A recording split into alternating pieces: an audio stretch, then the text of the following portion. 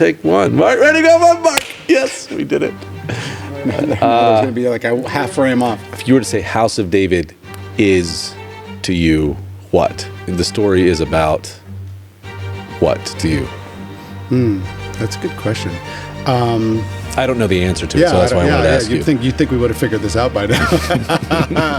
Then the additional bonus when something like this happens, where millions of people are watching it and acknowledging it, that's cool because I'm also an audience member. I watch shows. I love shows, and when there's a show I love, I want to talk to people about it. I can't wait to get behind the scenes on it. So it's fun to be on the other side of that, where people are enjoying it that way.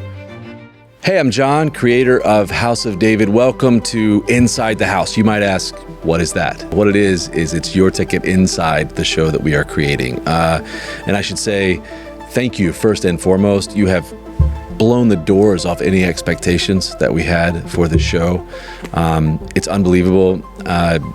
Variety reported that in week one, over 540 million minutes streamed, over 500 million minutes, and it was in the top 10, not on Amazon, but in all of streaming, which was incredible. It's been in the top 3 on Amazon since it came out. Right now it's number 2. And so it shattered every hope and dream we could have ever had, in a good way, for the show. And there were thousands of comments, many of which I was super fascinated by, and review videos and speculations and just a conversation that I wanted to be a part of. So I began to think, well, why can I not welcome you into the creation of the show itself, where we make it? So we started Inside the House. This is your way to meet the people making the show, where we can answer the questions that you have, some of which are fantastic. So that's the purpose of the show. And right here at this desk, myself, my co-showrunner, Jon Gunn, had an incredible conversation. Check it out.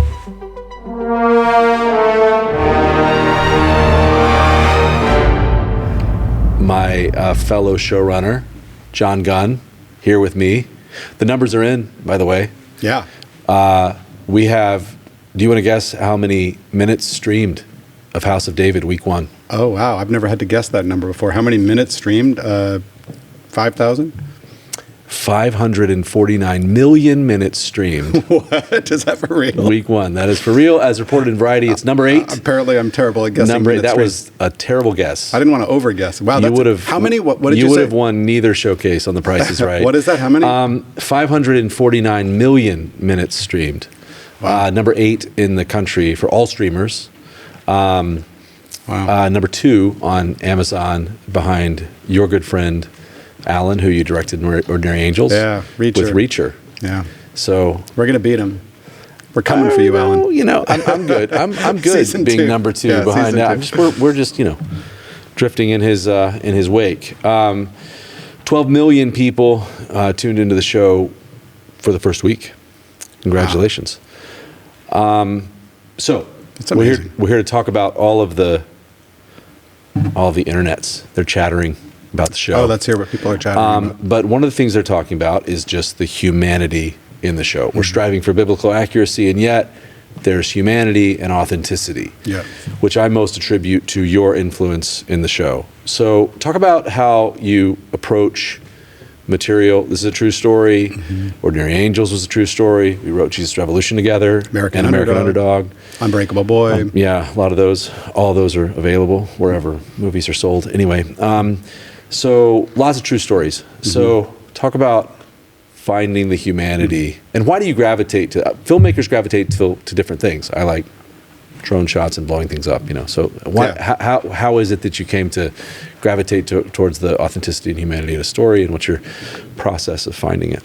Yeah, I mean, I always look for that way in no matter what the genre is. You want to find human beings that you can connect with. You want to find relationships and emotional experiences that are authentic. That's why I love when I see genre stuff. Like a lot of times I won't gravitate towards horror, or even for me, a lot of fantasy I don't gravitate towards unless it's something that's really human. Sometimes you find that one where you're really emotionally invested in these people.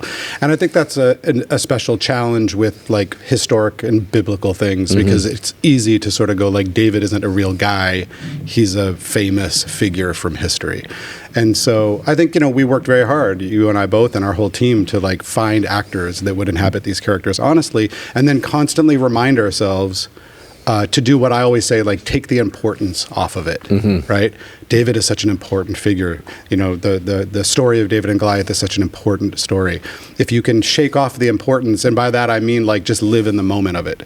These are not characters that know they're living in history. These are just people living on a Tuesday in a moment in their lives where the stakes are real and where they don't know the future. And so I always just try to connect with the thing that is relatable. And the House of David is a story of houses. It's a story of families. And so those relationships, siblings, parent-child relationships, really loaded with emotion. And so when you allow yourself to lean into that, take all the importance off of it, then I think it just becomes more compelling and easier to connect with. When you talk about, you and I have done features separately together. This is 8 hours of television. How is television the same as movies, and how is it different, for better or worse? Yeah, it's interesting. One of the great benefits that I've always looked forward to with television is that you have more time not more time to shoot it, but more screen time. Meaning, you know, when you do features, everything has to squeeze into 120 minutes or less. And so you always feel like those precious moments that are being stripped away so that you can compress everything into it. With television, you get to have more of those scenes where people can talk about more things for longer periods of time, where you can have an idea for a scene and there's room for it in the overall story. That being said, the day-to-day of it is very, very fast. And it's like making 4 feature films back to back, but they're overlapping with each other. So you're writing one day, shooting the next day in editorial, then shooting again, then writing again. It's sort of a never-ending cycle, and that is exhausting. It's exhausting, but worth it. What would you say, like, if you were to say House of David is to you what? The story is about what to you? That's a good question. I don't know the answer to it, so that's why I wanted to ask you. You'd think we would have figured this out by now. I mean, I think it's about like pursuing your destiny, you know? And I think that you can think of that in an epic, heroic way. Like this is the hero's journey, and David is a famous heroic figure from history who had a destiny that we all now know. But I think, again, the very relatable version of that is we're all trying to find our destiny. What am I meant to do? Am I worthy of the thing I'm meant to do?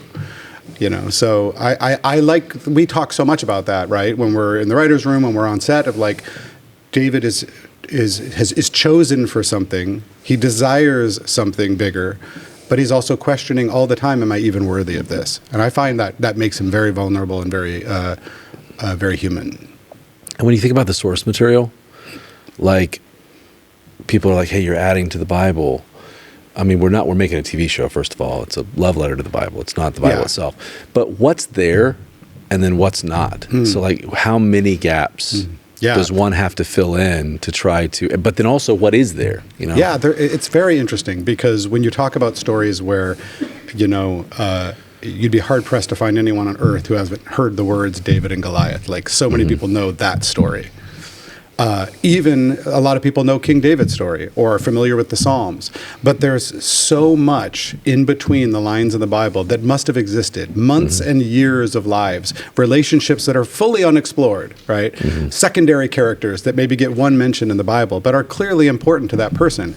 I think about this a lot, like we all do this with our own lives. Like, you might be telling someone a story and you're like, oh, I went to high school in Cherry Hill, New Jersey. Then I went to film school in Ithaca and spent 4 years making films. And then I came to, that's 2 sentences that encapsulates 4 years of my life, right? And so the gaps in between what exists give great opportunity to imagine things. And what we always try to do is imagine those things in the proper context, in the spirit of the text, right? So you honor the text by saying, look, we know that we start here and end here. And then what are the things along the way that we could believe and imagine real people would do and say to get yourself there? And that gives us, it first of all makes you think more about the text that is there. And secondly, it actually is a really cool opportunity to just dream things up that get very exciting, right? It's fun to do that. That's the emotional excavation we talk about, right? And I think that's one of the great gifts of this is that this well-known biblical story has a lot of things that aren't known. And so that means you can watch something familiar, but you could be surprised all the way along the way. Yeah. How do you, you know, what's the process of trying to absorb the heart of this person and then rectify that to because we have the Psalms, and that's this person's like psyche, heart and soul, psychology, and then you have very limited events from his life, both in 1 Samuel and Chronicles. So what's that process like of trying to match what this person says they're feeling? Like, I think the biggest exploration of that in the season 1 is David's relationship to his mother and his family. Like, you have these things he says about himself, but then you have no history of why he's saying them. Yeah. So what's that process like of developing storylines to match things that are there, but there's like massive gaps? Yeah, I mean, it becomes like this puzzle, right, where you try and fit this piece together with that piece. And the way to do that usually is just truth, like emotional human truth. If someone is going to call himself an outcast in his own family, he's got a different mother than his brothers, you look at the mentions of David's mother, you read whatever we can read, talk to scholars, put those pieces together, and then say, all right, there aren't definitive answers on this case, so how do we find a situation that feels like it lines up with the facts we do have? But what's great about the Psalms is it's like having access to David's journals, or it sort of like gives you the subtext in a lot of situations.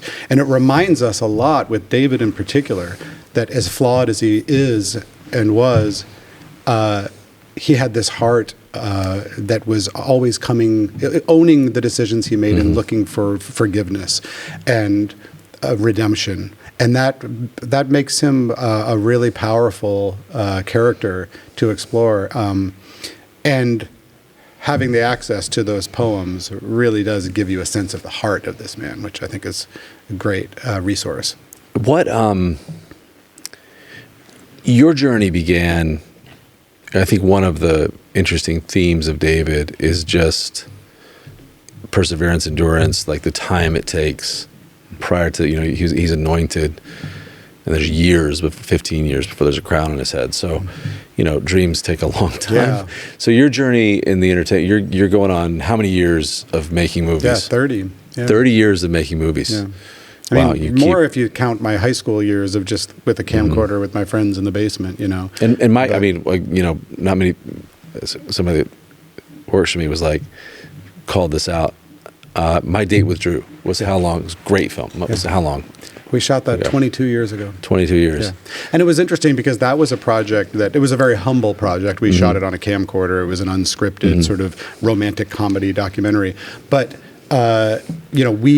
it sort of catapulted us in a lot of ways, got so much attention. It was beloved around town. It's still taught at film schools, I think, as the least expensive movie ever put in theaters, but all over the world. What was the budget total? $1,100, $1,100. But what's interesting is that felt like such a big boost because it got us a lot of attention and it seemed like it was going to launch everything. I've had so many moments in my career that feel like they're about to launch everything. And ultimately, when you stand back from it, those are the steps that get you there, right? But it does often take, 10, 15, 20 years.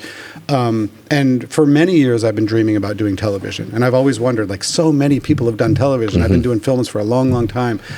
I was very excited to get to that point, to have this experience of having a show on the air where audiences are hopefully looking forward to the next episode and waiting to see what happens next. So this is a great gift. How does it feel? I mean, it's really exciting.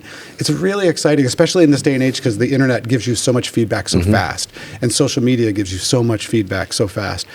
So it's been cool just to see how people are excited about what's going to happen, and they're loving certain characters and they're tracking storylines. And so it's only been a few weeks, right, that it's actually been out in the world, but it's been overwhelming so far. And I'm very excited about what's still to come. Oh man, I can't wait for the. So this is one of the reasons we're doing this after show is I've never seen chatter like this. I've never seen after show or people doing breakdowns of the episodes and trailer breakdowns and thousands of comments. And so we're trying to communicate. But on that note of your career, you think about this is a great week for us. I mean, as a team and as in aggregate, the team of House of David's almost 700 people. It's a great outcome.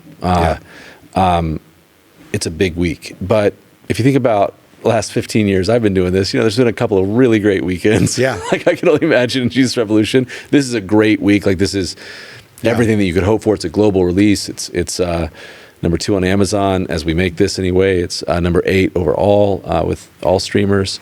And an incredible amount of people see it. But but that's rare. I mean, if you got in years and years, there's these moments that are incredible. Yeah. But the rest is just a lot of endurance and a lot of disappointment, like disappointment to disappointment with great enthusiasm, said Churchill. So what keeps you going in this? Was it Churchill who said that? I'm crazy. not sure. I love hope that it was. quote. Yeah, to go from disappointment to disappointment with great enthusiasm is a wonderful mantra, I think, because for me anyway, I love doing what we do. Like, and I don't only do it for the result, you know, like I always hope people are going to love what I do, but like, you know what it's like, you might put 2 years of your life into something and then release it with every detail of it that you bled for, that you want everyone to notice, and then barely anyone sees it, and you wonder whether it was worth it, right? And yet I do, the thing I love about what we do is that making it is something I have so much passion for, and so I get so much joy and satisfaction out of it, that then the additional bonus when something like this happens, where millions of people are watching it and acknowledging it, that's cool, because I'm also an audience member. I watch shows, I love shows, and when there's a show I love, I want to talk to people about it. I can't wait to get behind the scenes on it. So it's fun to be on the other side of that, where people are enjoying it that way. But also I wanted to say that in the spirit of things take a really long time, and you just live your life day by day, month by month. I remember you and I were sort of aware of each other for quite some time, running parallel paths, making separate movies, and we knew people within our circle. But I remember the time, I'm not sure if you remember, but we had like lunch at Bob's Big Boy at one point, where you're like, we should know each other. Yes. Right? And we sat down, I think it must have been probably 10 years ago, probably like 9 or 10 years ago. And it was like, we should work together at some point. And that's interesting, because I didn't think of it in terms of taking a long time for that to happen. I mean, we wrote and produced a lot of things together. This is the first time we've actually done the entire job together. That's right. The first time we've written movies together, some of which you've directed, like Ordinary Angels, that's fantastic. Some which like Andy and I directed, like American Underdog, or Brit and I, Jesus Revolution. Yeah. We wrote those movies and we produced them together. That's right, yeah. But this is the first time we've actually fully made something, kind of fused voices, as it were.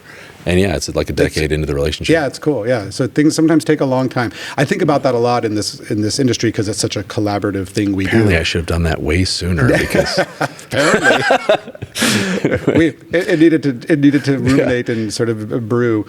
But I do think about that with how collaborative this industry is, when you meet people and you never know, is this someone it's gonna be in my life for a long time, or just a moment? Is this someone I will eventually work with, or you know? And so it's cool when it manifests. And I feel like the destiny part of this whole thing is, it feels like a lot of things we've done on parallel tracks have led to a moment that feels really well suited. Is there one moment that in the House of David season 1, without spoilers, this is the audience is now halfway through the season, but is there one moment that stuck out to you as really special, either while filming or the final version? One or two, like, are there there's special a couple. moments? I mean, like one, I'll tell you, it may seem like a small thing, but one of my favorite moments in the show is in episode 102, with David and his brothers waking up the morning after a wedding, where David's practicing a slingshot with Eliab, just because it's so human, just because it's like a bunch of brothers, slightly hungover, waking up after a long night as the sun's coming up, and the way they banter, the way they talk, it's charming, it's funny, it's honest, and it came out kind of just the way I dreamed that it would, it's a scene a lot of people have mentioned, and it's fun to watch David, this character who's famous for the sling, just messing around with the sling, which is cool. I love that scene. And then I will say, there's so many moments with Samuel that to me are one of the great joys of the show. That the way in which Samuel lives on screen, the fact that he's this wise seer who's also has fear, who's also funny, who has a loving relationship with his wife. He's interesting and unexpected, as well as commanding and wise. And so there's a lot of great pleasure that and surprises that have come in scenes with Samuel. And then, of course, David and Goliath. Of course. It's big. Just wait. That I'm really excited for people to see. It's really great. Yeah, some of the Samuel moments in 107 for me were just my favorite scenes in season 1.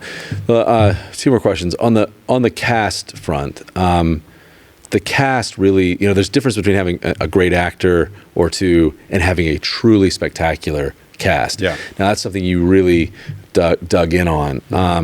and did a great job. I mean, I think back to some people that I was like, in a world I could see that person where you were like, if we ever made an offer to them, I would quit the show. No names to be mentioned there. But you really dug in on the cast. The cast is extraordinary. So what's that process for you in casting? Do you just know when you know? Like it's really an extraordinary ensemble, this show. I think so too. And I feel like doing a show like this, there were a lot of landmines, like a lot of things that you could imagine. If you made the wrong choice, the show would be really hokey, We're thinking of one in particular. Yeah, but honestly, like even just the idea of like authentic actors, Middle Eastern actors who belong in this world, and then talented, complex, nuanced actors to bring these characters to life. And so, no matter how great the sets are, how beautiful the lighting is, none of that's going to matter if you're not connected to performances. And so we fought very, very hard, and we did a lot of chem reads and callbacks and bringing these actors in from London to meet with them and pair them together, but also just really looking for people who would bring truth to these roles. And people say all the time, there's that expression that casting is 90% of your job as a director. And I would argue it's maybe 95% of your job. When you do it right, then you get to arrive at set and just experiment and play and do great stuff. When you do it wrong, you're fighting against it every step of the way just to get mediocrity. And so I feel like we really killed it with this cast across the board. The range and the talent and the way in which we can come together with people who have thoughtfully prepared, brought their heart and soul to the roles, and want to dig in and experiment and get messy and honest. Has been such a pleasure. I mean that. I feel like people always comment about their cast and crew and just say like they were the best. But this is genuinely a great group of people, wonderful people to be around and to work with, and super, super talented. So, I feel like that's what brings this to life in the right way. I think what people need to understand, what I hope they understand, is that we are actually, you and I, are in creative control of the show. A lot of people are saying Prime Original, global Prime Original, the show looks really big, so there's a lot of hesitation of like, what are they going to do with the material, with the Bible? And those fears are warranted, So what would you say to people that are like, oh, guys, like, have you got us as an audience, What would your answer to that be? I would say that the conditions in terms of making this deal for us was that we had creative control. And it wasn't like that was an argument with Amazon. They brought us here because they want this audience. They know we understand and serve this audience with authenticity. And so it was mutually agreed upon that that's the only way this would work. And so I think that anyone that has concerns that somehow the subject or the content of the stories are being manipulated by a corporation or something like that, the beautiful thing about this deal is that is absolutely and contractually not the case. We sat together to say, do we want to do this together? It only works if we have complete creative control. And they said, well, we want you to do your thing your way. So so it really is it's an incredible risk they're taking to do that, and a huge, I think a real show of trust. But it also is part of what's great about our collaboration is that they want us to do our thing, and this is how it works for us to do our thing. And I think for me, it's just like I remind people like this is not scripture. This is a love letter to scripture, and it's almost like biblical commentary. It's us wrestling with what's there, certainly speculating on stories, but done with great reverence and love for the book, And I want people to know that. Is it perfect? No, nothing. George Lucas's films are never complete; they're only abandoned. So of course it's not perfect, but it's done with great love for the material. And it's important for people to understand that the intentions are pure. That's right. It doesn't mean we're not going to make a mistake. It's very hard to do what we do. Like what anybody who makes content understands, or that makes a television series in particular, because it's constantly going. And so you research everything you can. You ask for as many opinions as you can. You try to get it right. And then there's always going to be someone out there saying you got something wrong. My hope is that the sum total of what we get right for the largest number of people is way higher than the things we get wrong. Yeah. But the things we get wrong are not with the wrong intention. What I love too is even the people that disagree with the choices that we made. And I would say what I love about it is the audience that we love and serve loves the show, and then it seems to be a show that's accessible even if you don't know anything about the Bible, and entertaining, because it really is that hero's journey. But for people that are like, I wouldn't have done it that way, or I didn't see it that way. A lot of people have very specific ideas and visions on what David was. What I love is they're talking about it. That's right. And so it's this show that you sort of have to talk about. That's the reason why this after show exists. So final question. We're halfway through the season. When this will air, what do people have to expect in the back half of House of David season 1? I got to say, I really genuinely mean this. I think the show just gets better as it goes with each new episode. And so getting David into the palace is really just the beginning. Watching now the stakes of him being in the house with the throne that he is meant to take, that nobody knows he is meant to take, leads to, and while he falls in love with the daughter of the king who he's meant to replace, the idea of a Romeo and Juliet love story where the stakes are that if anyone finds out, my family will be killed, there's a lot of good drama. And as we ratchet our way up to David and Goliath and the finale that is the story, the part of this story that everybody knows the most, there's great action to come, and there's really wonderful relationship moments and some pretty profound things along the way. So many good things to come. Yeah, I think.